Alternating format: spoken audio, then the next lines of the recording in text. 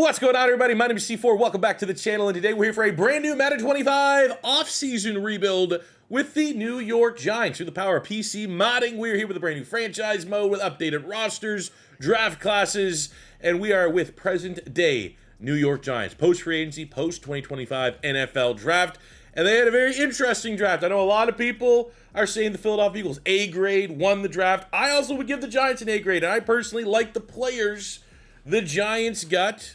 Maybe slightly more than my Philadelphia Eagles. I think the Eagles got immense value getting Jahad Campbell where we did. I think, and we're going to go through the roster, the Jaxson Dart trade-up was interesting. But the fact of the matter is, I am a gigantic stand for Cam Thibodeaux. That was a very good draft pick. Thomas Fidone at tight end was a tight end I had mocked to my Philadelphia Eagles. They got Marcus Mbao at guard. He was a guy the Eagles brought in for a top 30 visit. On the defensive side of the ball, I thought it was very smart just to say, screw it. We'll figure out what we're going to do with Kayvon Thibodeaux later. Let's just get maybe the best pound-for-pound player in the draft class, a blue-chip premier pass rusher in Abdul Carter. And then they get someone like Darius Alexander, who is, he's 25 years old as dirt, but he's going to be able to come in as a day one starter on that defense. He is pro-ready. They had a hell of a draft, man, and it will, unfortunately, hinge on, I think, the success of Jaxson Dart, whether or not we can look back upon this Giants draft class as a great one or kind of a middle-of-the-mall one, especially if maybe Dart doesn't work out, but Abdul Carter does. You kind of break even there a little bit. But at the end of the day, I love it when the Commanders, Cowboys, and Giants have terrible draft classes. I don't think that was the case this year, especially with how the Giants did. Looking at this roster from an offensive standpoint, you have your franchise tackle in Andrew Thomas. The Giants are going to try their best, and I've already had a couple of little training camp drills, in pulling a Eagles Mekhi Becton with Evan Neal. Very similar. I think Mekhi Becton was a different caliber of athlete than Evan Neal, but both just gigantic human beings that struggled at tackle, and to try to salvage their career, they're going to slide him into guard. So we're going to follow through with that, and we're going to give him the opportunity to start at right guard. But I do think there is pieces to this offensive line you don't love. You're probably going to want to find a long-term right tackle. Are you in love with Schmitz, who was a high pick, but he's was an older rookie? No dev trait. John Runyon's probably more of a placeholder than he is a long-term starter. Like when this team starts turning around year 4, year 5, that we want to be making those deep playoff runs. How many of these linemen are still going to be here? I think best case, Neal works out at guard, but there's a chance that we're going to have to replace this entire offensive line outside of Andrew Thomas. I love the Canadian Theo Johnson at tight end. We're going to give him an opportunity. I love the value of getting Fidone, a great athlete, a 9.5 RAS athlete in the draft as well. Giving some nice little weapons there to whoever ends up being our quarterback. At wide receiver, you got Slayton, who's a good role player. You got Wan'Dale Robinson, who's a versatile player. I think you can line him up pretty much everywhere, all over the offense. A very creative piece for Brian Daboll, and a guy that I think is really underrated. Another one of those annoying picks. The Giants haven't had insane drafts, but they've definitely got a lot of talent that has been annoying as an Eagle fan to see come into the division. None more so than Malik Neighbors, who looks like an absolute bona fide superstar at wide receiver, and he is going to be paramount to our success this season. In the backfield, Tyrone Tracy. I mean, I get the meme. You got memed to death for the whole Saquon Barkley thing, maybe even rightfully so.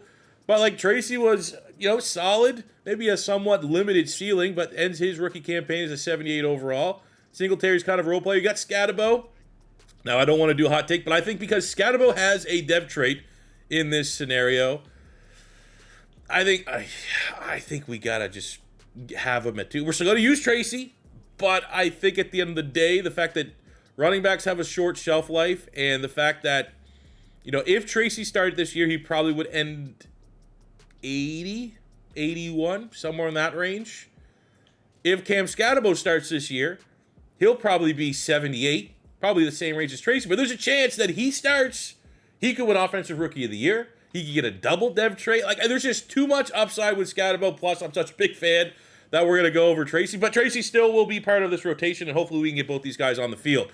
I think the same thing goes for the quarterback room. We know what Russell Wilson is. He's a solid placeholder. He's a good quarterback. If the Giants didn't pick a quarterback in the first round this year to kind of just, drive the tank, if you will. But the fact that we went out and got Jaxson Dart, the quarterback out of Ole Miss, formerly of USC. Now, this is not my roster. No dev trade on Jaxson Dart. I don't think that's too outrageous. A lot of people had him as a second-round pick, and not a lot of second-round picks even if they are a quarterback. Pull hidden dev traits.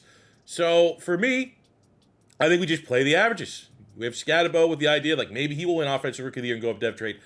I think we gotta swing for the fence here with Dart. If Dart had a hidden dev, I might be more inclined to kind of go the realistic approach of what likely is going to happen in real life, which is you're going to go with Russ, and then you have Dart kind of develop there. I think Russ has a mentor tag, which should help with the XP. If not, I mean, Jameis Winston should totally have one. But I think in this situation, we're just at a spot where play the averages. Like there we go, get the mentor tag there, so you will get the extra XP. If we start Dart, there's a chance that if he plays well enough, he could potentially, and we get the double mentor tag. So he's getting double XP for Jameis Winston and Russell Wilson. It does stack. I've done tests on it. I think I had a video maybe last year kind of proving that. But if he does well enough, he might get that Rookie of the Year nod, which is almost guarantee a dev trade increase, and that will get him off the normal dev, which is probably the most important priority for this Giants offense here in year one, is if Dart's going to be our guy, he's not really going to be our guy if he has that normal dev trait, because that is going to severely limit his ceiling. So that's my plan on offense. Defense is a little bit of a different story. The front three, you got Darius Alexander. It'll be cool to see, how he plays as a rookie. Sexy Dexy is one of the best D tackles in football. The rest of the front seven, Brian Burns is a stud. Went through the drills with him, so I, just improving his rating a little bit. Always was a big fan. Very annoyed they made that trade. Okereke and McFadden in the middle of the defense, not bad. You got Abdul Carter, who's absolutely a blue chip talent. 79 hidden dev for the rookie.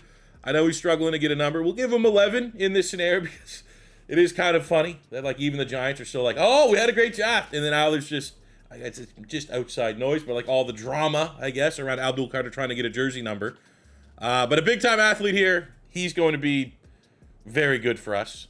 Well, the question with that selection is, what does that mean for Kayvon Thibodeaux? He's entering year 3. He's had some ups and downs. He's been able to show that he can get double-digit sacks, but are those sacks, light sacks? So how impactful are those stats? Does he put them up against bad teams? It just seems like the vibes are Thibodeaux to this point has underperformed his draft stock. And then with the selection of Abdul Carter, you have 3 pass rushers here. So I think we need to trade him away. I'm going to put him on the trade block. I don't know what kind of value you can get for Thibodeaux. He's a guy that still has a lot of upside. He's a guy that can take his game to the next level. We brought him in the Browns rebuild, our very first offseason rebuild, and he was a hell of a partner and developed very nicely for us. So from a Madden standpoint, I want to get value. I do not want to get ripped off there. I might even take a little bit more than what they'll get in real life because I think there's still a play there. I'm an Eagles fan. I will definitely take Saquon Barkley 2.0. If Philly, who right now probably wants to have more depth at pass rush, if Thibodeau's on the market, I would love the Eagles to try to trade for him. I think that'd be an excellent potential move.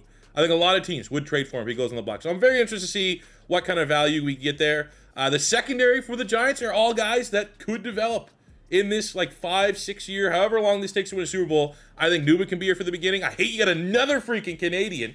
Go with Theo Johnson. You get Javon Holland from the Miami Dolphins, an awesome player. You get a Debo from the Saints, which I thought was one of the better contracts and better deals gotten in free agency this year. Drew Phillips is a stud in the slot. Cordell Flott's gone off and developed nicely. I don't know how he got the start at, but we're not going to complain about it. And then you got Darius Banks, who is a freak of nature athlete trying to make the most of it again. And I think from a Madden standpoint, that's definitely a guy we want to try to develop. So we have, an extra corner, kind of an odd man out. You have an extra pass rusher, kind of an odd man out. I'd love to, if we're looking for a player-for-player trade, add someone that can play on this front three, but it's not a priority because our primary pass rush will be Dexter Lawrence with Brian Burns and Abdul Carter rushing out the edge. So let's see what kind of value we can get. So we're going to include in training camp Cam Thibodeaux going well over 100,000 score. We're going to get another go here.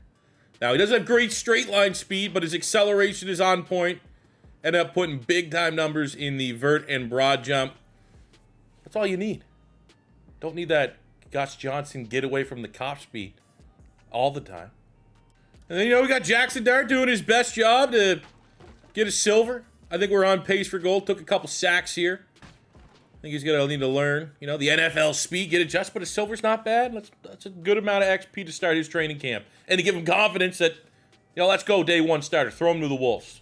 So we're able to find and Yeah, there was teams that I think were giving us more value, but we'd have to take on bad contracts because of the salary cap.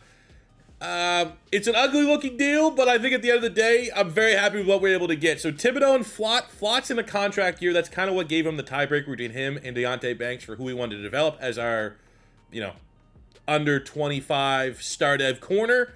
So I think the Patriots get a lot of value. We're also going to have to throw in our 4th round pick for the next 3 years, as well as our 6th round pick this year.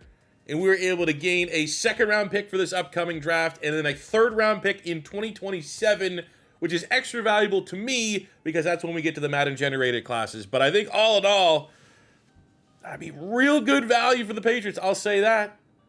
We better hit on those picks.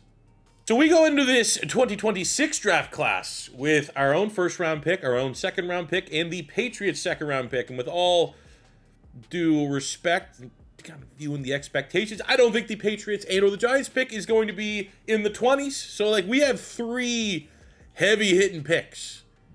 Where we need to go, we could go wide receiver, but it's just not a particularly strong wide receiver class. Offensive line, pretty much everywhere across the board needs to be considered outside of right tackle. We have Slaughter and Brailsford at center. Both those guys day 1 starters. Couple options at guard. A lot of talent at right tackle. Maybe one of the strongest position groups this year. Maui Goa. I did a way too early 2026 mock draft. Did a lot of research in it. Go check it out if you will and haven't seen it. I had Maui Goa as my projected pick going to the New York Giants. We could check that out. You have Isaiah World, the number 1 transfer portal target, going to Oregon. He's a 1st rounder. Fano, Dunker, all 4 of those guys absolutely will be in play for us.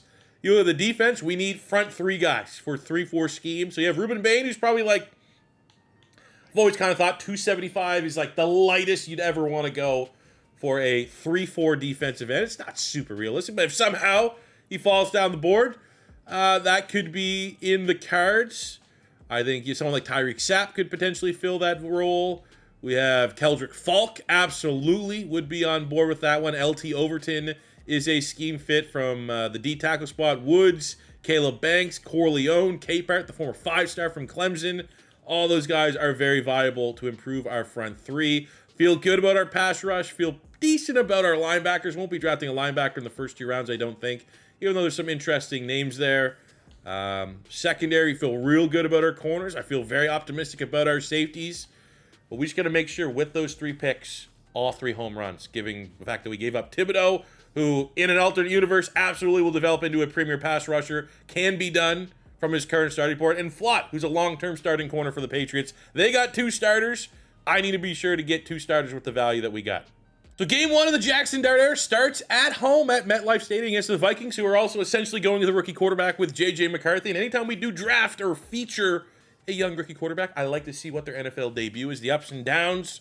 And let's see if Jaxson Dart can start his NFL career with a big dub at home.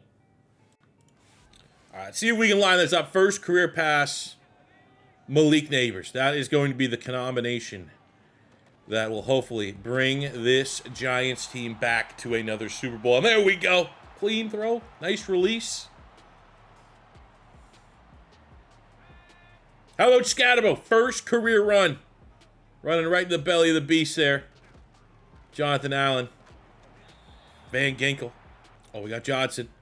1-on-1 with a linebacker. Way too much speed, and there you go. Opening drive score.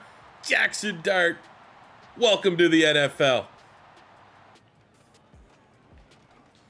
Good read, middle of the field, Malik Neighbors. Good job, offensive line, giving us time to operate.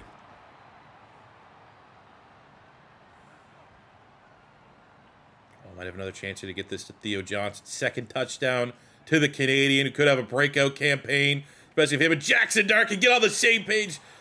He's a height, weight, speed freak. Almost 6'7", ran 4'6". Could be something. I'd hate it, but I'd love it. Canadians... There's patriotism at sometimes. I got to take priority over divisional rivalry. The Giants can have a couple good players, and I can live with it. And if one of them emerges as Theo Johnson and Javon Holland, I won't be losing any sleep. That's what also makes Scatterbo such an awesome player. You see the highlight reels. Trucking, power, break tackle for sure, contact balance. You can also do it out the backfield, man. This is a guy that absolutely can be like a 3rd down back, catch 50 balls in the NFL. Come on, let's get Neighbors going again. Cool, get him over 100 yards in his debut. Run away! We all know Cam Thibodeaux in his blood. I think we all know in his blood, Cam Thibodeaux is born to run the C4 special. Genetically, he's going to run that play at a high level. Jaxson Dart, NFL debut, get 100 yards from Malik Neighbors. Close to it, right? The rapport is there. Theo Johnson, could he break out this year? Thibodeaux is a game closer. Okay. Impressive. So in midseason, we are not great. On my lovely webcam, it will show that we are 2-8 right now, which I thought we'd be a little bit better. But the fact of the matter is, this is a very young team. This is a team that this is, you know, kind of thinking about it like a stock market. We're getting in on the ground floor. Everybody that is starting is only going to get better over the next couple seasons. And so it's just take the growing pains as they come. Try to navigate. Not a great salary cap situation for a team in the roster that's not really contender-worthy, having only $48 million of salary caps, less than ideal. Looking at who our must-haves, I would like to continue the development of Evan Neal on the offensive line, so we'll give him a 5-year deal and see if he can have a second life at guard. I mean, Belton's a solid player, but there's no interest there. McFadden's a solid player. 25, 76, 26, 7, 28, 29, 1, 2, 3, 1, 2, 3, 4-year, $20 million. There we go. I mean, he could be a guy that could pop a dev trade and be low 80s, which is, you know, starter worthy for a playoff contender. Then we have Wan'Dale Robinson in the slot. This is an interesting one. I wish there was some interest because I am a fan of Wan'Dale Robinson. 4-year, 1, 2, maybe 45. 4-year, $45 million? No? Really? Got 200 yards and 2 touchdowns. What? $50 million? Really? Things have not gone well for the offense this season. You can see Cam Thibodeaux, starting running backs, hit with a -4 morale hit, but he did just recently eclipse 10 rushing touchdowns, which gives him over 10,000 XP, which equates to a very nice 3 skill point upgrade late in season, which I'm kind of working through all 3 of these things because I think he is a complete back. I don't want to go too heavy into elusive, but we will probably cash in all 3 to bring him up to an 80 overall. So at the end of the season, not good. And it can't even be like the good, not good. We weren't even bad enough to be the worst team. We have the 2nd worst record. Panthers had us beat, which is annoying. Statistically speaking, not great out of Jaxson, but I mean, he's an ultimate project quarterback. There's a reason why most people had him as a 2nd rounder. You get him in the 1st because you like the upside, but you throw him to the Wolves like we gamble. We knew it was always going to be a gamble. I just was trying to honestly chase the dev trait. You're going to get probably stuff like this. Now, I do think with like Malik Neighbors in particular, like you have your wide receiver 1, so I thought there might have been, you know, a little bit more in terms of the passing offense, but I'm also not married to Brian Daboll being here long term. I think Brian Daboll, this Jaxson Dart thing, is a Hail Mary to keep his job. And if the year actually came out like this in real life, he probably is getting fired. I think it would be harsh for a rebuild like this where we can go 5 seasons, upwards of 10 seasons, just to fire right away year 1. But thin ice. And I think there's a good chance that we look back on this rebuild whenever we end up finishing it, saying, we probably should have fired Brian Daboll after year 1. But I'll give him at least another season in this rebuild. The run game, not bad. 1,100 yards, 14 touchdowns for Thibodeaux. That could put him in Rookie of the Year discussions for sure. Receiving, we got 1,200 yards, 8 touchdowns from Malik Neighbors. Slayton was signed. Man, Wan'Dale Robinson trying to hold us out for more money. Ridiculous. 10 touchdowns for the tight end Theo Johnson on 600 yards. That's a hell of a year. That might be enough to get him off that dev trade of normal. Defensively, Okereke over 100 tackles with 5 picks. McFadden over 100 tackles. We got 9.5 sacks on 13 TFLs for Abdul Carter, which is good. 8.5 sacks for Brian Burns, which is, I wouldn't want any lower than that for how impactful he needs to be for our defense and how much we're paying him. 14 TFLs, 6.5 sacks. A little light on Dexter Lawrence's expectations, but for a nose tackle at the end of the day, I'm not going to critique that too much. Would have been cool to get a double-digit sack getter, but it is what it is. Look at the picks, though. 5 picks at Debo, 5 picks at Kereke, 5 picks for Drew Phillips. I mean, Debo being the free agency side, that could be, I mean, star dev on all three of these guys. That could be an increase. I would be shocked if Okereke doesn't at least get one. We do get 2 award winners. Cam Scatterbo does win Offensive Rookie of the Year. And our gamble playing dart, I mean, he came third. So there's at least some logic in like throwing him to the Wolves. It almost worked out. And Abdul Carter runs away with Defensive Rookie of the Year. As much as I love it when the Eagles win the Super Bowl, as much as I love it that they're beating the Chiefs, it adds pressure when I'm rebuilding within the NFC East. So that's, you know, an Eagles dynasty I'm trying to, unfortunately for my fandom, end in this video to be successful. We have some great news as we end the season. Scatterbo, for winning Offensive Rookie of the Year, gets a superstar dev trait, so sky is the limit. And you know what? We'll put the old C on his chest. I'm going to be honest, he's probably almost immediately going to be a fan favorite for the Giants. We also, I mean, maintained the superstar for Neighbors. It was a little bit of a down year. Theo Johnson with 10 receiving touchdowns makes the jump from normal up to star. And no dev trait regression. On the defensive side of the ball, no regression. Dexter Lawrence keeps his dev trait. Brian Burns keeps his dev trait. Maybe harsh to not see Drew Phillips or Debo with 5 picks each going up is what it is. Okereke with his 5 picks goes up dev trait. But Abdul Carter was a superstar. But after winning Defensive Rookie of the Year, we get, at this time, for the amount of times I've won Rookies of the Year, it is rare to make the jump from Superstar up to X Factor. But they threw us a bone after our 4-13 seasons. Then here, we'll help you out a little bit. So then our contracts, I would like in a perfect world to keep Wan'Dale Robinson, but production does not match up with how much money he's trying to hold out for. If there was like a reasonable contract extension there, I totally would be on board with it. Does Russ have mentor?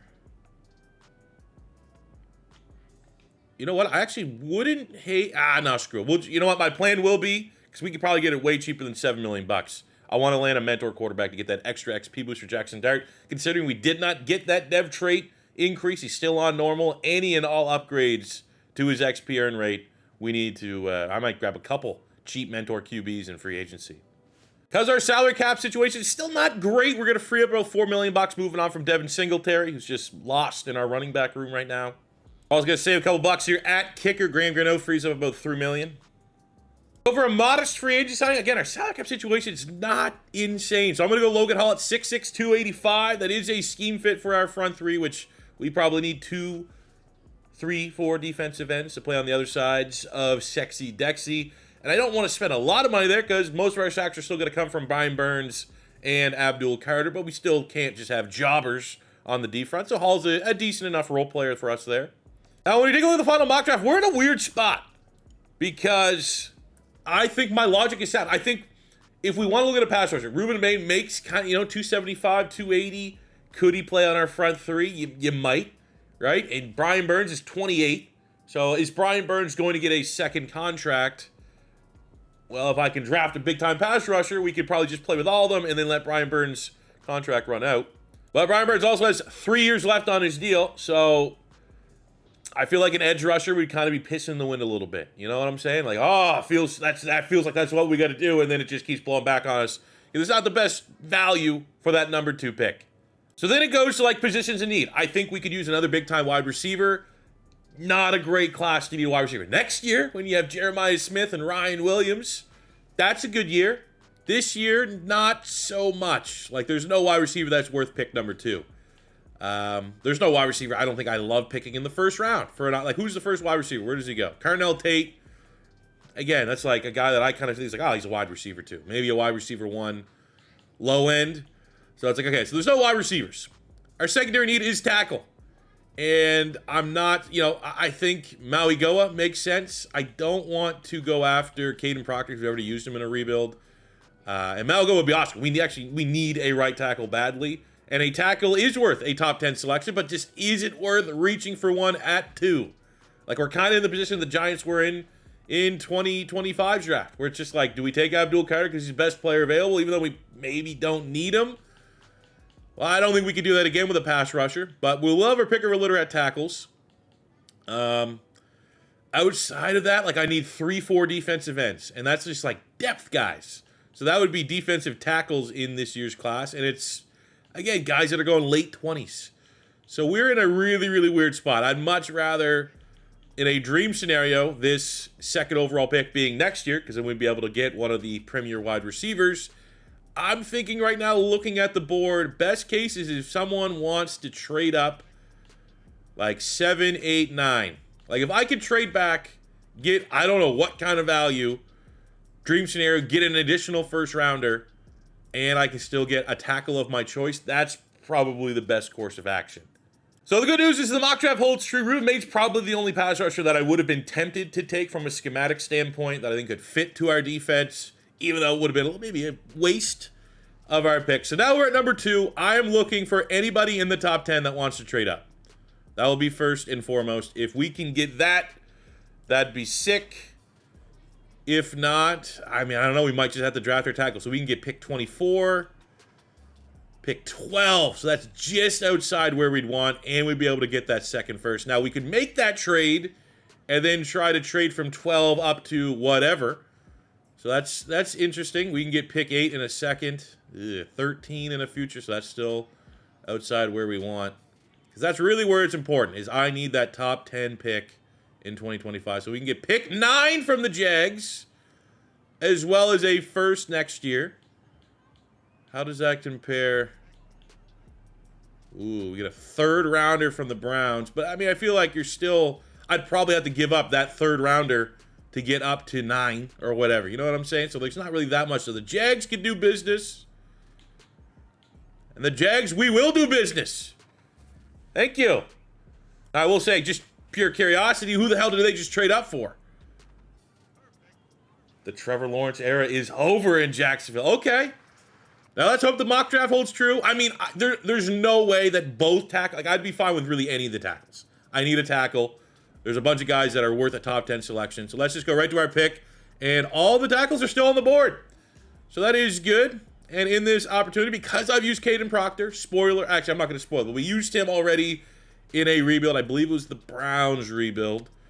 We're going to go with the next other legitimate tackle, and that is Francis Mauigoa from Miami. A pass block, a run block, really nice combine. I had him in my way too early 2026 mock draft going to the New York Giants. So that this, you know, I'm on board with this. And he's number 17 in true value, getting him at pick 9. But with this selection, we get Mauigoa and an additional first rounder next year. And given our 4-13 start, we are going to need as much draft capital as possible to fix this Giants team, I think. So we have picked 2 and 3 in the second round. So that's interesting. I think, ooh, we just used Zane Durant in a rebuild. That's annoying because I would absolutely draft because I need 3-4 defensive ends. That's annoying. Okay, well, here's what we know we need for sure. I need a center as well. And Jake Slaughter, Florida Gator, top available center. We're going to go all in here on the offensive line. 34 in true value at pick 34 with a dev trait. You know what? Screw it. Every rebuild is independent of one another. Even though we just used Zane Durant, we know his rating. If you watched our last Raiders rebuild, but he is the perfect fit. We need a 3-4 defensive end at 6'1", 288. He is a perfect convert for a 3-4 defensive end. We know the rating's not particularly great, but he is a dev trait player with great athleticism. Had to do it. It's the only guy that made sense at this spot. 5th round, I'm going to grab Deuce Robinson.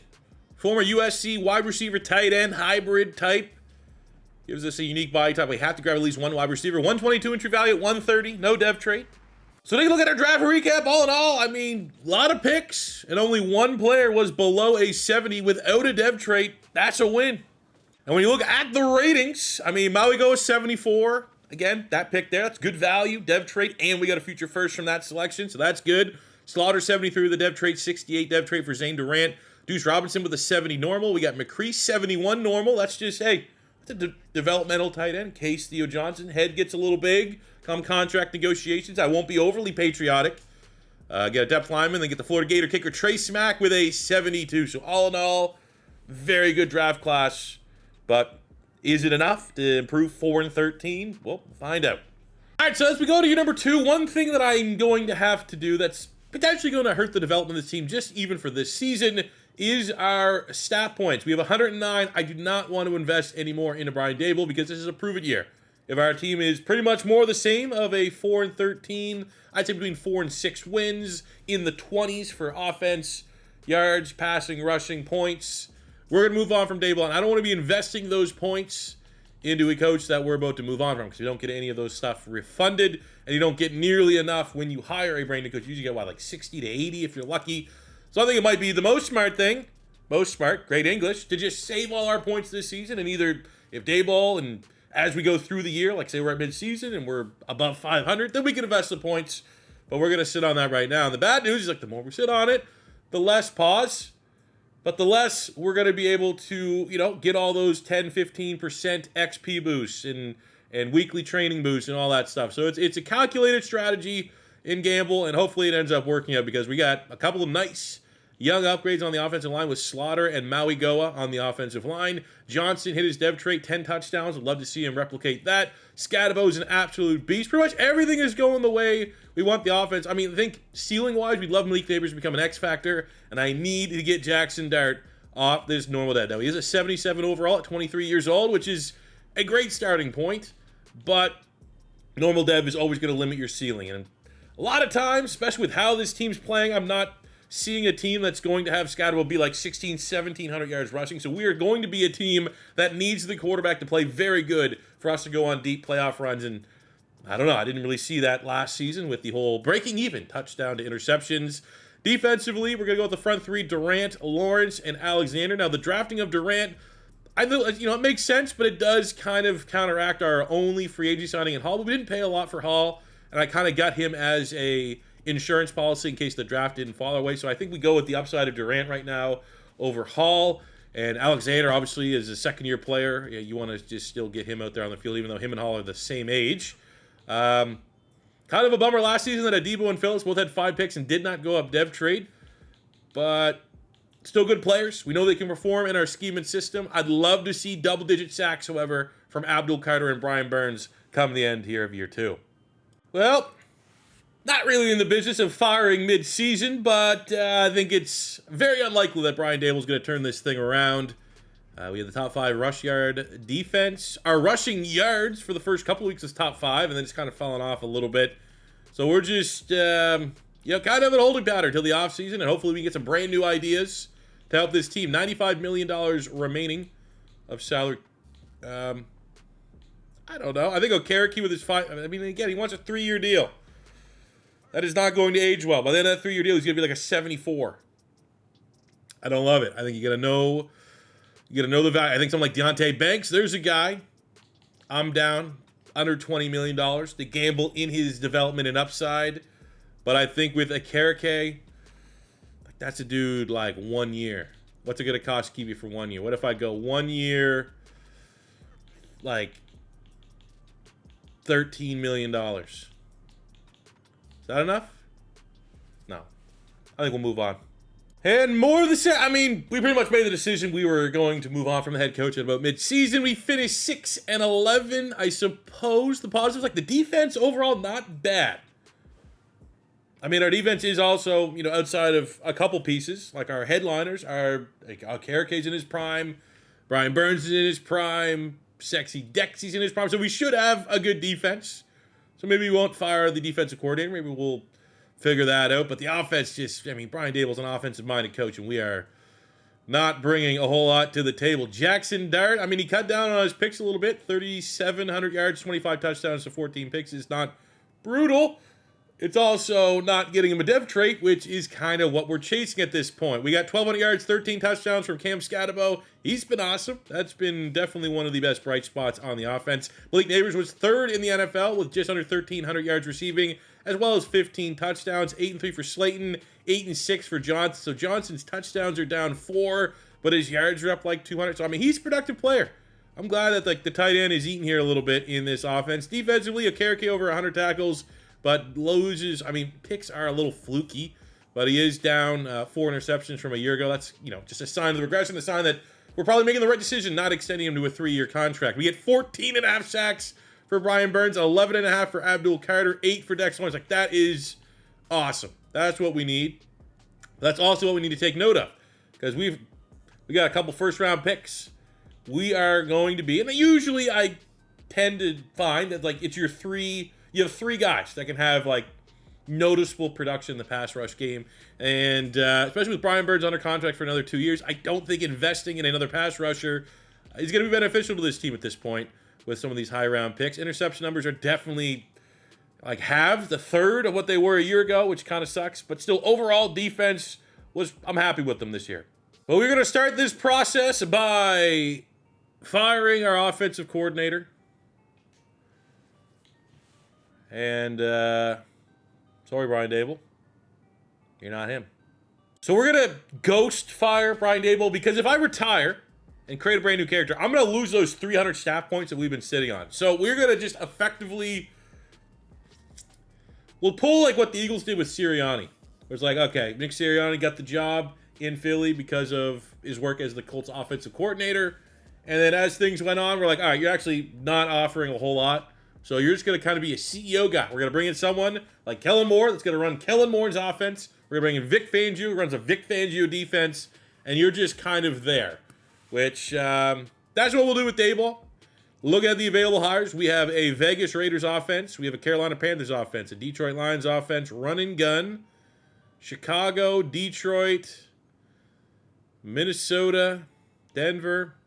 I used to think Minnesota was pretty overpowered. The last couple of times I've gone with the Minnesota Vikings offense, I have not got great return on investments, but that is looking like far and away our best option right now. Chargers, Green Bay. West Coast zone run. Are they the same offense? West Coast zone run, and what is... They're both West Coast zone runs. Okay, so what's the tiebreaker? What we got? Outside running, secure the line, receiver guru. I'd love to get a QB guru. Just to give... O-line guru again. Do we have any QB gurus? Chargers. Jags. I mean, I've seen Jacksonville have some decent offenses. Denver, not so much. Balance pass. Damn, man. So we can't have both worlds. Do we want to go with QB Guru, which will give our quarterback probably a +3 base overall? Or do we go with a better scheme? And I think scheme is probably what's best. We'll go Green Bay. So for our squad, as we close out the season, we do lose a dev trade on Darius Slayton, but we gain an X factor on Malik Neighbors, which checks out. Slaughter's hidden dev is star. Maui Goa's hidden dev is superstar. That is an absolute win. You won't put the C on his chest. So that is kind of sick. If you are using the Eli to Manningham glasses, Maui Goa and Caden Proctor, the top 2 tackles, have them goalie boys. Theo Johnson, after his back-to-back, he's been crushing it. 2 straight dev traits. I do hope that continues, though. I do hope that now with the Green Bay Packers offense, we still keep him involved in the offense from a defensive standpoint. As far as dev trait, Zane Durant's hidden dev. Okereke loses his superstar, so again, even more reason why letting him walk was the right decision. Everyone else maintains their dev trait, which is it's fine. If you look at free agents, we need a guard and a middle linebacker are our top 2 needs. We have 2 first-round picks, so we'll keep that in mind. Looking at the guards, if there was a steal, I would be interested. But unfortunately, there is not even like a miscast out of position that I can move inside the guard. So I have to look towards the draft. And for off-ball linebacker, what do we got? We got Devin Bush. Nah. Jack Campbell, but there's no interest there. I'm not going to overpay for a middle linebacker. I'm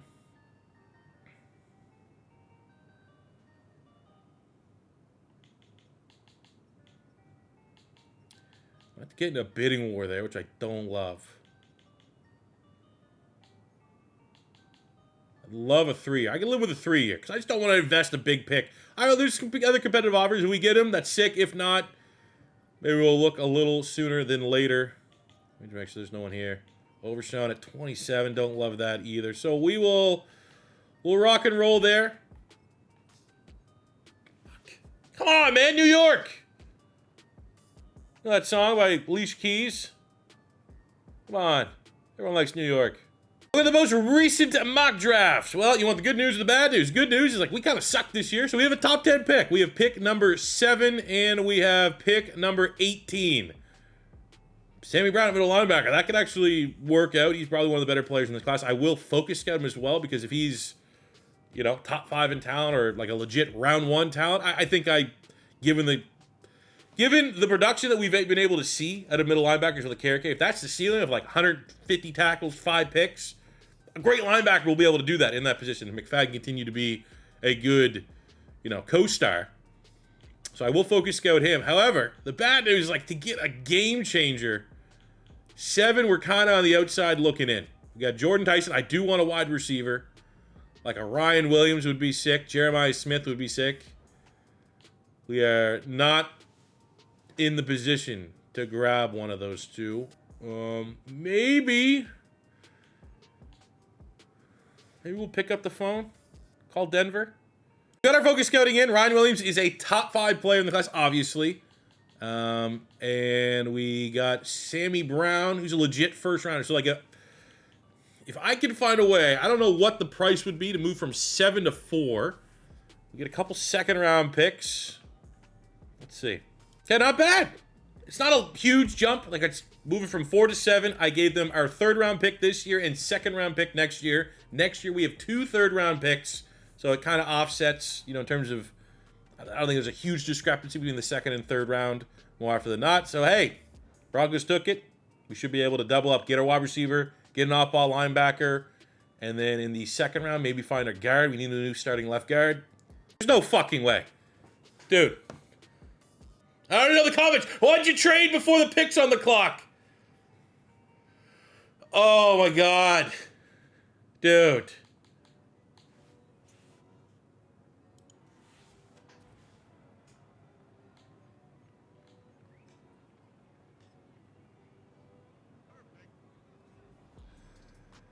Oh man.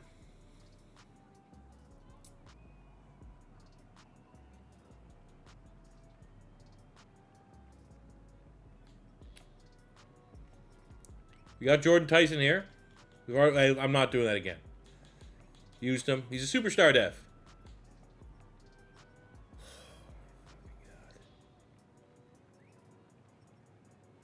Best players available are pass rushers. I don't need one. Just don't need one. Colin Simmons freak. I mean, there's all. Yeah, kick the can down the road.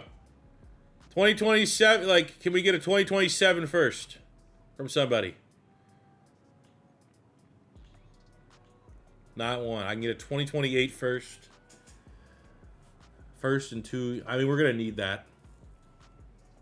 A 2nd this year, a 3rd this year.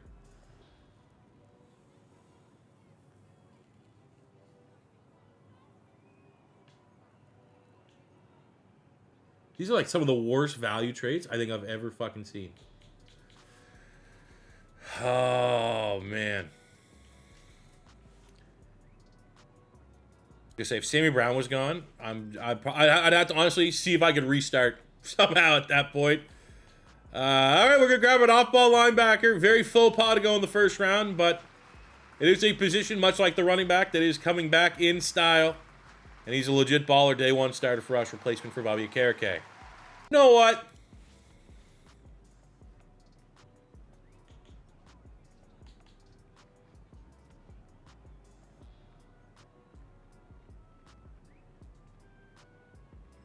I think I will.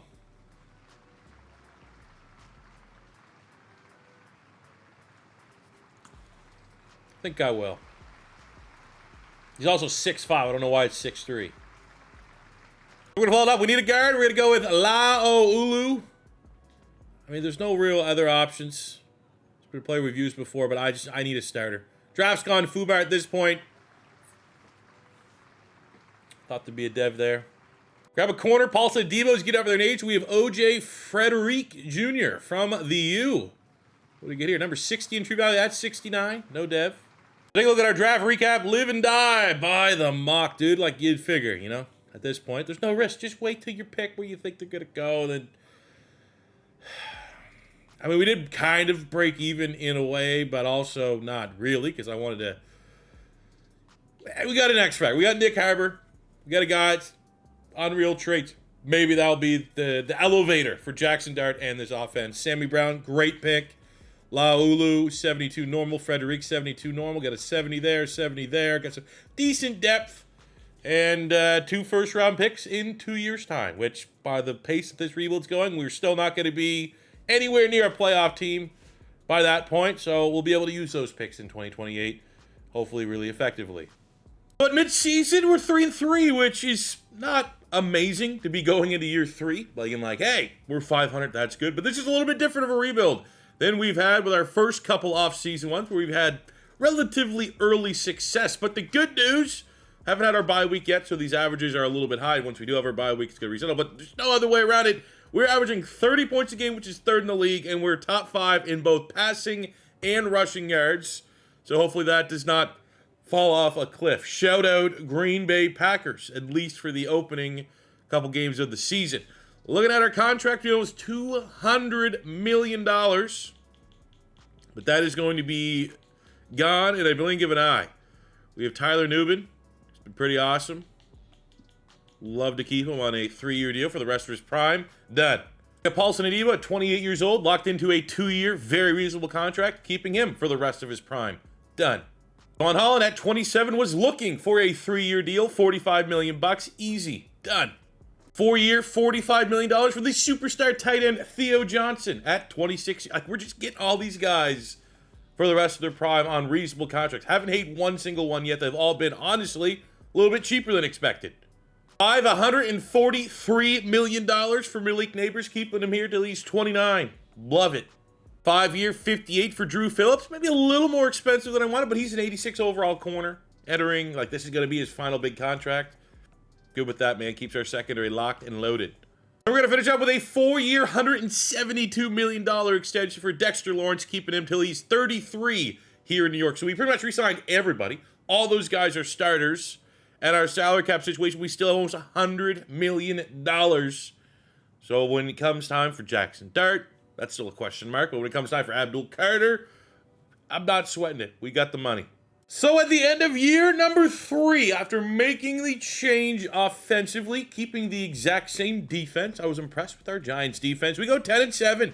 We make the playoffs. 4 wins improved from a year ago. But it is the rankings that make this whole thing so bizarre. We go from bottom 5 offensively in every category to 5th in points, 6th in yards, 1st in rush yards. Our defense was really damn good last year, even better this year. Top 5 defense, number 2 pass defense, which I rarely get. Even when I have really good defenses, usually it's my run defense is good, my pass defense is usually in the 20s. So absolutely shocking. Then Thibodeaux just, where'd these numbers come from?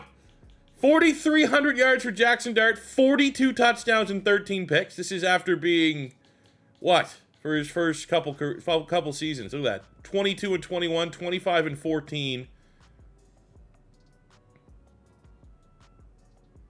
And I mean, like, the attempts are pretty much the same. Like, just making, like, not a drastic change to our offense. Because you have those numbers, and then you have Thibodeaux being the leading running back in the league, 1,500 yards and 16 touchdowns.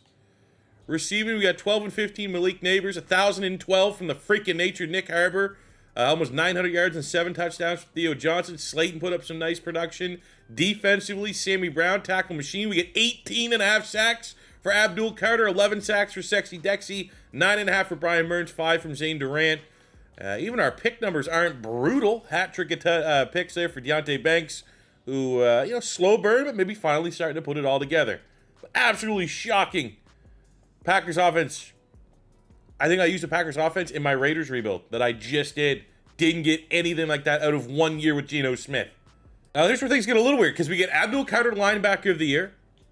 Checks out. We get Nick Harbour, offensive rookie of the year. Checks out. But Thibodeaux leading the league in rushing adds a little bit more fuel to that rivalry, I guess. We get to find that out right away as we take on the Philadelphia Eagles in the wild card round. We've seen flash in a pan years. Like, just take a look at those numbers. All right, almost everything top 5. Where's that next year? You can do it 1 year. I've seen 1 year wonders where it just literally doesn't make sense, because if it did make sense, I'd be able to replicate that. So it's going to be interesting to see if this can become the new norm, or if this is just kind of a hot season. But we're going to run and ride the waves here as we defeat the Eagles 27-24 in the first round of the playoffs. Neither quarterback played great, but neither quarterback really hurt their team. We had 2 touchdowns for Thibodeaux. Slayton with a touchdown defensively. McFadden with a sack. Burns, Dex, and Carter. Just a lot of pressure on Jalen Hurts. And the New York Giants are moving on to the division round against the 1 seed in the LA Rams, who are 11-6. You have Puka Nacua being an absolute stud, 1,500 yards, top 5 offense. But other than that, I mean, on paper, we had the better season. We have more momentum. And we're riding the way. We got nothing to lose. This team is ahead of schedule playing like this right now. So, if we got to dust ourselves off, so be it. Look at those freaking ranks, dude. That's the kind of thing happen when you put, like, Chiefs offense, Bills defense, or something like that. Not a 3-4. That's, I mean, the offense, we go to Green Bay. It's a favorable offense. It's not maybe the most overpowered offense, but obviously it worked out. But the fact that we're able to still achieve a top 5 defense with number 2 pass, number 1 rush, and we are still sticking with this 3-4 New York Giants offense is kind of badass, I'm going to be honest with you. Like, I've never had a 3-4 defense play this well. So I'm making a personal. I'm gonna put this in the video so I can make a mental note that, like, if I ever have another 3-4 defense, it's sucking. 3-4 Storm New York Giants is working. I will just top that out with Dick Carver getting his upgrade here for getting Offensive Rookie of the Year, and he's just a superstar dev trade. Now I think he was a superstar before. Nope, he was a star dev, became superstar for the Offensive Rookie. Good luck stopping that. We got Megatron 2.0. Knowing the cheat code, still the cheat code. With everybody popping off, I'm expecting, all right, look at that. Thibodeaux up to a superstar X Factor. Jaxson Dart off the normal dev up to a star. We gained a superstar on Nick Harbor. We gained an X Factor on Theo Johnson, who's playing as good as any tight end in the NFL. And Malik Neighbors. I mean, he had a hell of a year as well. But just, dude, the fact that we are good. Like, this is cooking. Look at the defense. No dev trait. Struggling a little bit there to pop a dev trait. Sammy Brown, first round pick. Just a star. Not the end of the world. But let's go win a Super Bowl next year. I just want to see, again, the consistency.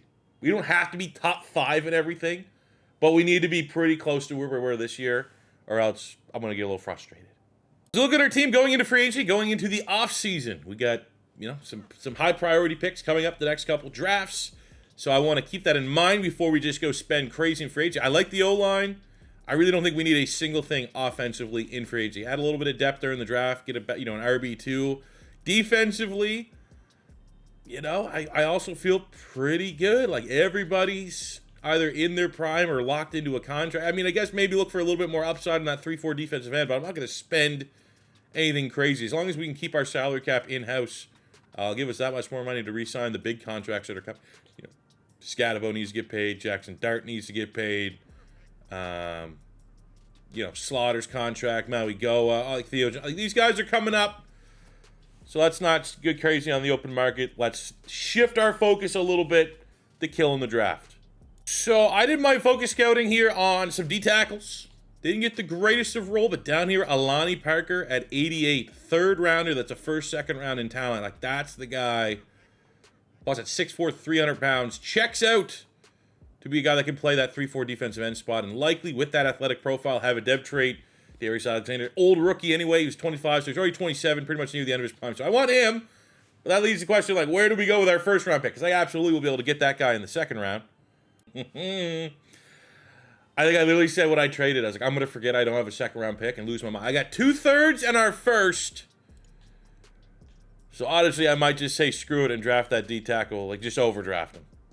All right, so here we go. First round, 26. I think we just reach for the best player on our board. What? There's no way he got drafted. There's no fucking way. He was a 3rd round pick. Okay, no. Okay. Whew.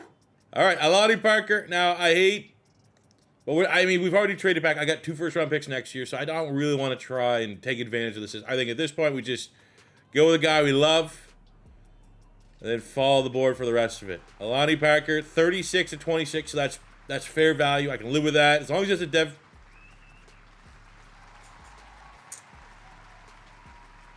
Third round, we'll start with a corner out of Florida. 6'3", big coverage all over the place. Makes sense. You know, height, weight, speed.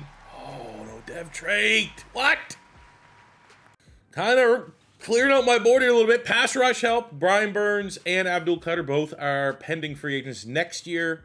I want to bring them both back, but in case not, I'm going to go with like at least an edge rusher with some upside. We have Cam Green, a day 3 pick here in the late 3rd round, but he has B finesse move, C power, B tackle, C. So he's the best letter grades from a combine standpoint, 2nd in the 40-yard dash, 1st in the 3-cone and 20-yard shuttle. Bench press kind of sucks, but he's a finesse rusher. I can live with it. 92 at 90, and I can't buy a dev trade.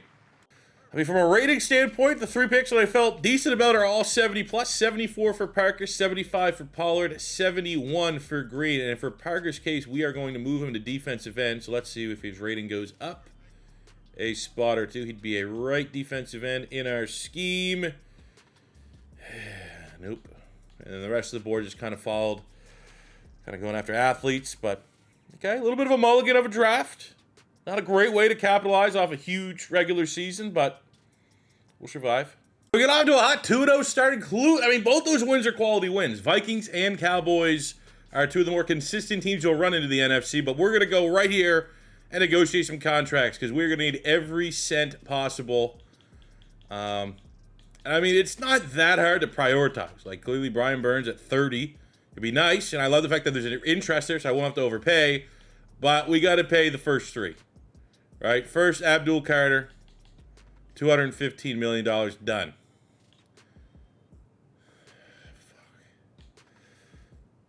Cam Thibodeaux, $50 million, done. Jaxson Dart. Oh my God. I mean, he's in the thumbnail. We have 2 first-round picks, so that's where we're going to replace Brian Burns, hopefully. There's a pass rusher worth being super aggressive for, or maybe our additional first-round pick. That team sucks ass this year.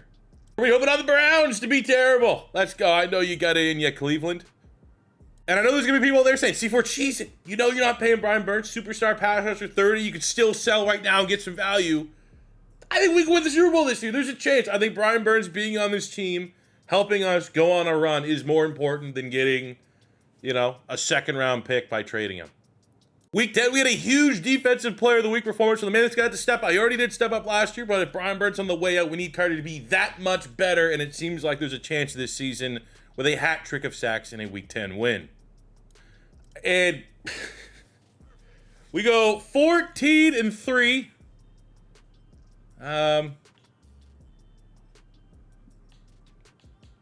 Bills, Jets, lost 2 in a row there, which is a little worrisome. Lost to the Panthers. That was a bad one. They were 3 wins at that point.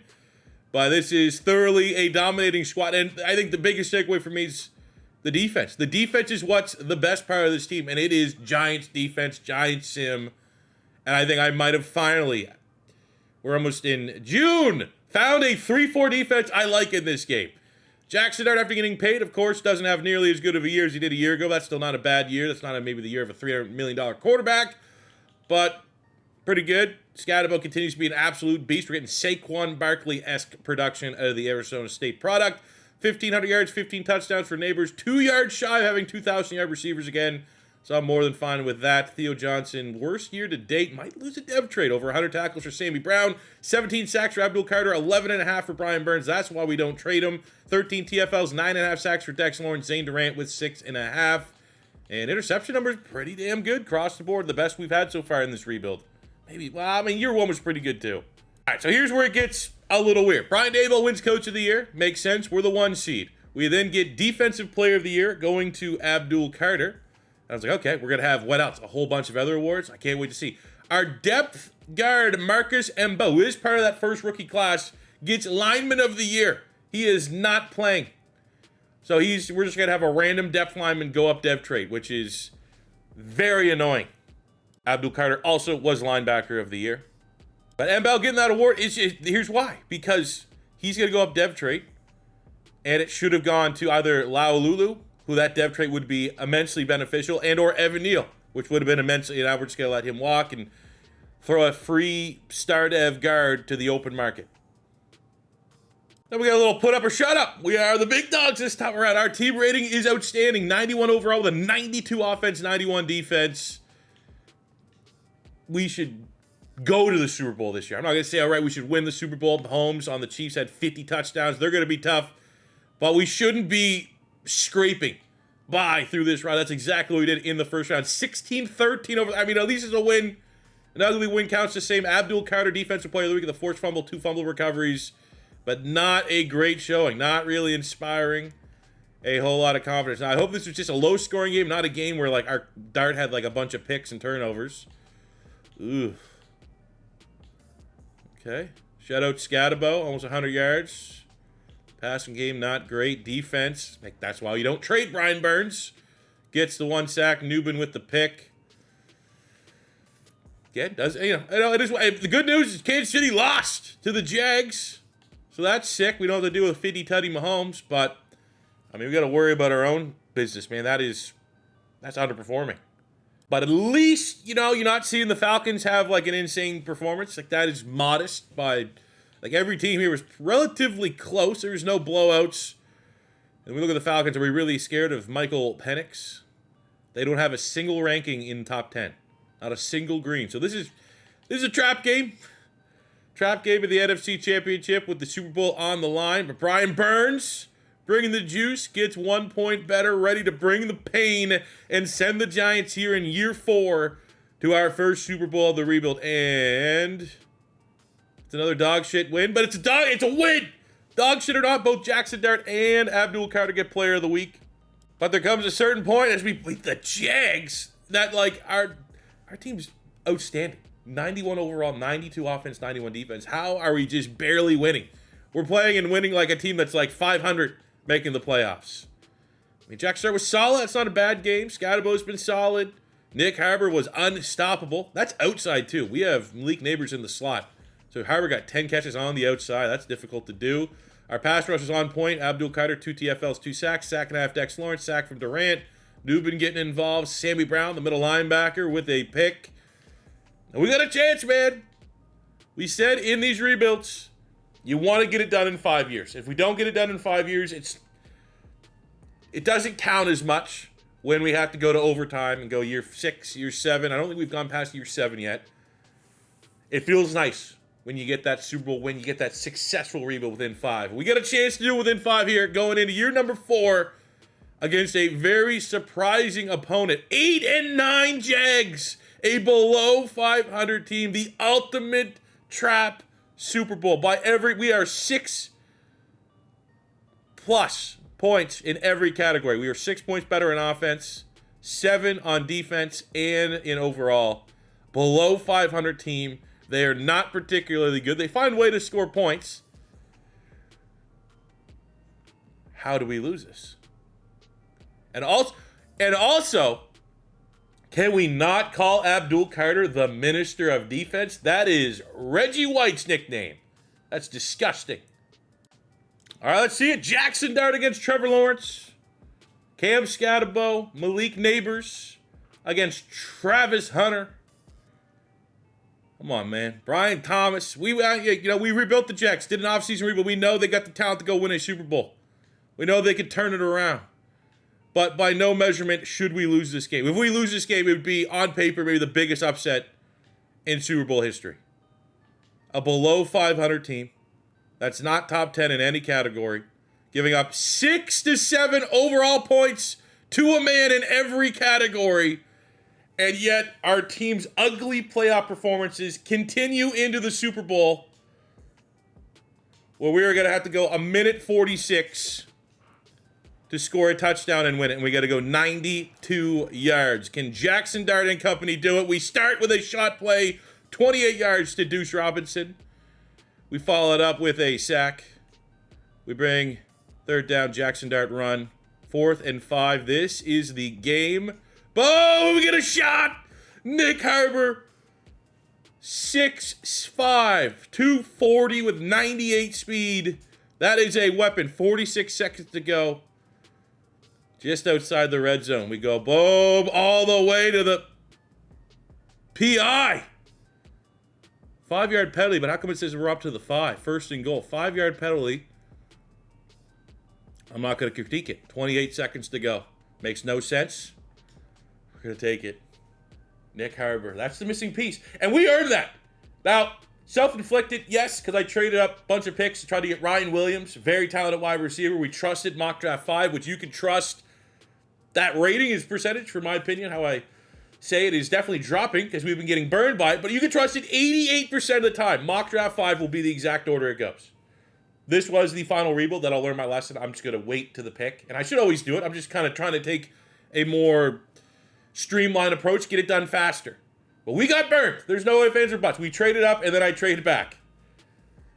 The consolation of that was we got Nick Harbor in the second round, and he might have just caught the most important touchdown of his career, the most important touchdown of this rebuild. Extra point is good. 16 seconds. Trevor Lawrence needs to get into field goal range. First play, incomplete pass. Final play, Super Bowl on the line. Are the Jags going to complete the biggest upset in history? Or are the Giants in year 4, the most talented team in the NFL, going to get this one done? And it is a Giants Super Bowl. Jaxson Dart, Abdul Carter get the job done. Now, Jaxson Dart last year was really good, but overall, at this point, he's probably more of a talking point that we paid him $300 million than it is necessarily his play. But Abdul Carter has been absolutely incredible. Back-to-back Linebacker of the Year awards, Defensive Player of the Year. And that's what you need. Jaxson Dart, I don't think there's many Giant fans that think, oh, this guy's going to be the next, Jaden Daniels. This guy's going to be the next MVP conversation. They think, probably, realistic expectation, can he be a good starting quarterback? Can he be a quarterback that can get us to a Super Bowl and let, this exact situation play out? The Giants defense to put the Jets on and become what this team's identity is. This pass rush of Abdul Carter and Brian Burns and Sexy Dexy. And this secondary, you develop Deontay Banks. You develop and keep Paulson Adebo. You go out, Tyler Nubin develops. You get the best out of the Canadian dude, Javon Holland, right? The pieces are there for this team to be special, and you don't need MVP caliber play. You don't need 50 touchdowns from your quarterback. Jaxson Dart he might get MVP, honestly. Looking at Scadabo has been a beast for us. I mean, honestly, I'd give the MVP Nick Harbor. 2 touchdowns, 86 yards. Not a great showing by Malik Neighbors. Thank God we had other weapons and weren't relying just on Malik Neighbors, because we'd be very disappointed. But there's your MVP, 6'5", All you got to do, Giant fans, is get the next Calvin Johnson, and you guys will win a Super Bowl. Spoiler. The bad news is, well, we knew this was right down the wall. I just have no way, shape, or form of retaining Brian Burns, who, of course, goes up dev trade. Man, we are close.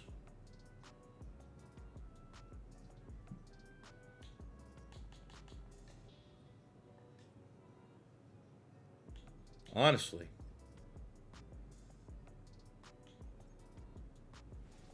I think I'll find a way to make that work. We only got 1 year left. I can make that work. $8 million in the red. So what I'm going to do at this point, I mean, it's going to hurt our depth, but we're going to be able to replace these guys in the draft. Pretty much any backup that's making, or at least free up $1 million, I'm getting rid of. So we're at least 5 right now. We can get rid of Melvin. That's only 300. That's not enough. I mean, we get rid of Washington. That's a D tackle 3. There's almost another $1 million. So I'm thinking we need probably 3 or 4 million to feel good about where we're at. We can get rid of this guy here, Bowles, Troy Bowles. There's another $1 million. Obviously, it's hurting our depth, killing our depth, but we're only going 1 more year. So, we kind of knew operating on this budget that, we're going to be close, dude. Sisse. I don't know who the hell that is. Special teamer, $1 million gone. I can get to replace you in the draft. We got Benenfield, another almost $1 million. I think this will do it. And then worst case, I don't know what we have on special teams. $1 million on our kicker. Could always draft one. We are, $3 million. Okay, we're close. You know what? To make it all work, we're going to restructure Malik Neighbors, free up another $9 million, and not have to worry about it. We're good. So this draft is now kind of playing with house money. The Browns didn't suck too bad, so we have picked 15 and 32, and I think in an ideal situation, maybe we should get super aggressive, find one player we really like, and I could honestly offer both those spots up. However, where that gets troublesome is like, I don't need anything. Like, we're not going to, at least on offense, there's no one, unless there's like a generational guy, which from looking at it, I don't really think there is. There's not one guy that's getting treated. Maybe the RB2. Am I going to go insane for an RB2? Probably not. But like, look, our wide receiver 3 is an 80, so you're not going to get something better than that. Our O-line's on point. Defensively, the front 3 is Gucci. The linebacking core is on point. The safeties are great. The corners are great. So, like, we're good. You know, I guess if you had to look for, like, in terms of upside, if we were going beyond this year, like a middle linebacker and, like, I guess an RB2. All right, so at pick 15, I kind of went, making sure we're all good. I kind of went outside the box a little bit for our running back and for our scouting, and I just scouted 3 running backs, and they're all first rounders. So from that, I mean, I guess we'll go with the fastest, which is Silas Thomas. Top available as A catching, round 1 talent, elite acceleration, great speed, and he's a receiving back. So like, there's the niche you can fill. Scott will be our power. Thomas can go 3rd down, number 9, and of course we just can't fucking get a dev trait to save our lives. Now that we're in the generated classes. And then for a linebacker, there's no messing around. I need a running back, a linebacker, and a punter. I'm gonna make those my first 3 picks. And look, we got a Teddy Dobbins here to North Carolina, 4.48. Almost 4.3 speed at a line. Yep, there you go. Congratulations. You, after the combine, have snuck into the first round, and the value's not too far off. 37 in true value at 32. And there's the dev trait. I'm very surprised. That's only 90 speed. I was expecting maybe 91, 92. Then in the second round, the Giants are going to make shockwaves. Richard Barton, who has B awareness, C accuracy, and elite kick power. A punter in the second round. And honestly, not bad value pick. 100 for 64. 96 kick power. Let's go. Maybe probably was a punter drafted higher in like the 50s, but when was Leckler drafted? There's a chance he's one of, I'll at least say, he's one of the highest drafted punters of all time. But take a look at our draft recap. All hits, dude. Even outside of that, we got hits. Hit shock 73 on Brian Nelson at tight end, punter 71, Dobbins 74, and a 76 normal on the running back. But I want to make sure the vibes are right. I did not see anyone that was worth trading up our 2 first-round picks for. And no one in the first round. Yeah, 77. So kind of a wet fart of a draft. Ooh, this wide receiver does look nice, though. Tevin Webster, hidden dev 6'1" with 95 speed, 96 acceleration. And we absolutely don't need wide receiver. And he'd be wide receiver 4, wouldn't even sniff the field. But in other years, if we needed a wideout, I probably would have found that guy. One last time as we go into year 5, final year of the rebuild as your defending Super Bowl champions. This is how our team looks. There is not a single weakness. Did not lose a single player. I don't think a single player. Maybe Andrew Thomas. I'm looking. Andrew Thomas might have regressed a point or 2 on offense. Defensively, Brian Burns went down 2 points. Maybe Nubin a point or 2. Adebo a point or 2. But for the most part, exactly the same team running it back. The most dominant team from a year ago. Let's go. Let's do it. Run it back. The exact same team runs it back the exact same way. 92 overall with a 95 offense. Back-to-back 14-3 seasons. Back-to-back 1 seeds. Back-to-back NFC East champions. Breaking the curse, which I don't know how. It's like, what, 20 years now? There's never been a back-to-back NFC East champion. Look at our rankings. Number 1 offense. Number 1 defense. I'm just going to keep reiterating it so that it gets saved somewhere in my memory because I struggle so much with 3-4 defenses. Giants, 3-4 Storm. Giants, 3-4 Storm. It works. It took me 8 million rebuilds to figure it out. We had the number 1 rusher, number 1 receiver, Jaxson Dart, 37 touchdowns, 5 picks. Baller. Thibodeaux has been incredible in this rebuild. We have Neighbors also. I mean, it was a very, very disappointing last playoff run. But he definitely bounced back this season. Over 100 catches, 1,600 yards, 18 touchdowns. Under 1,000 for Harbor, but double digits in the tutties. Theo Johnson, decent season. Sammy Brown, over 100 tackles. We got 12 sacks. Abdul Carter, 8 from Dexter Lawrence, 7 from Brian Burns. So the defense regressed from a sack standpoint. Interceptions, pretty damn reasonable. Brian Daboll wins his 2nd straight NFL Coach of the Year, and we get Running Back of the Year going to Cam Thibodeaux. So he can add that to his trophy cabinet along with his Offensive Rookie of the Year from way back in year 1. Because we know this is our final playoff run, let's take a look at the stats and what our players were able to achieve here in this Giants rebuild. It started not great. I'd say probably in the last 10 rebuilds we've done on the channel, probably the worst first 2 years we've had in a rebuild. 4-13, 6-11, and then figured it out, man. Made the adjustments we needed to. And not like super. It's not like we completely changed it. We changed the offense, but I didn't just handpick the offense. It was the coach that we decided to hire off the open market. We stuck with the 3-4 scheme, which I thought was going to be a bad decision. It worked out. So Jaxson Dart rejuvenated his career, just finishing under 20,000 yards passing, 159 touchdowns to 62 picks. He's a solid quarterback. Never really near MVP, but good enough to win a Super Bowl. Cam Thibodeaux in 5 seasons, just under 7,000 yards rushing and 72 touchdowns. Incredible. Probably the most consistent player on this team. That's saying something considering Malik Neighbors was our wide receiver 1. He's over 7,000 yards and 71 touchdowns as well. Theo Johnson developed into an X-Factor tight end. That was sick as a Canadian. And Nick Harbour has been an incredible weapon ever since we drafted. McFadden leads the team in tackles. We got 97 sacks from Brian Burns, 68.5 from Abdul Carter in 5 seasons. So he's on a Hall of Fame trajectory. 64 sacks from Sexy Dexy, 22 picks at Debo. We'll see some of that splitting time with the Saints. We got 13 from Drew Phillips and 11 for Deonte Banks. I don't know what we're doing on these rolls of the playoff runs, getting these sub-500 teams, but we start against, a tricky offense. Top 5 as far as points scored, but a 8-9 record Vikings team in the divisional round. What? Are you kidding me?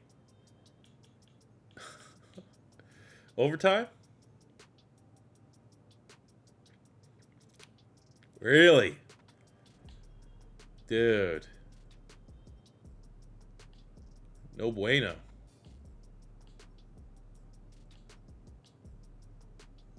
That is wild. A wild game. Huh.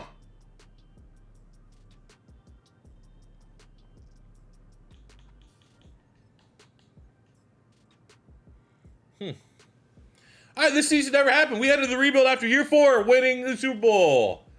Jesus, man. That is embarrassing. But, yeah.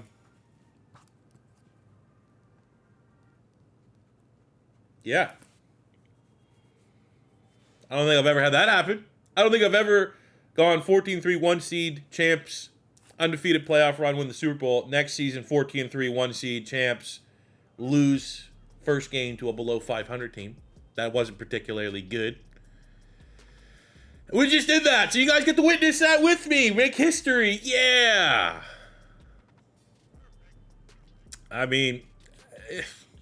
What fart of a finish doesn't remove how sick this team was, how sick this rebuild was, how sick Abdul freaking Carter was. What a beast. Sometimes in these rebuilds, especially on defense, especially with pass rushers, especially in 3-4s, that is where you can get guys to just never live up the hype because they're just doomed from the very beginning.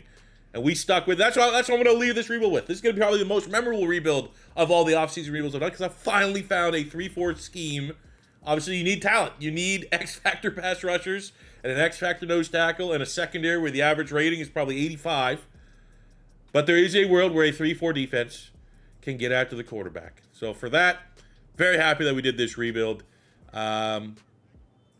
Yeah, from that, let me know in the comment section below which team you guys want to see next for the offseason rebuilds. I got something really cool dropping tomorrow. It is going to be highlighting a brand new mod, which I'm probably going to be using from here on out for the offseason. It's pretty sick. Obviously it's already only on PC, so kind of a niche audience, but I will be showing you guys the possibilities and how sick that is. We'll have a new Pink Slips episode for sure dropping this week, but let me know for the weekend which offseason rebuild you guys want to see next in the comment section below. I think the team that I was close to doing was the Falcons. I've seen a lot of people saying you want to see, they don't have that first round pick next year, so it makes it a little tricky. You got Jalen Walker and James Pierce, finally a pass rush there. Michael Penix, Bijan, Kyle Pitts. Very interesting rebuilds. I'm leaning Falcons, but I will go with what you guys want to see most. And if you are a Falcon fan, that will probably be the second one. If it's not outright what wins in the comments. If it is your first time stopping by, don't be afraid to hit that subscribe button. Smash the like button if you enjoyed. Helps out with the YouTube robots on the channel. And until next time, it's your boy C4 saying peace. I love you.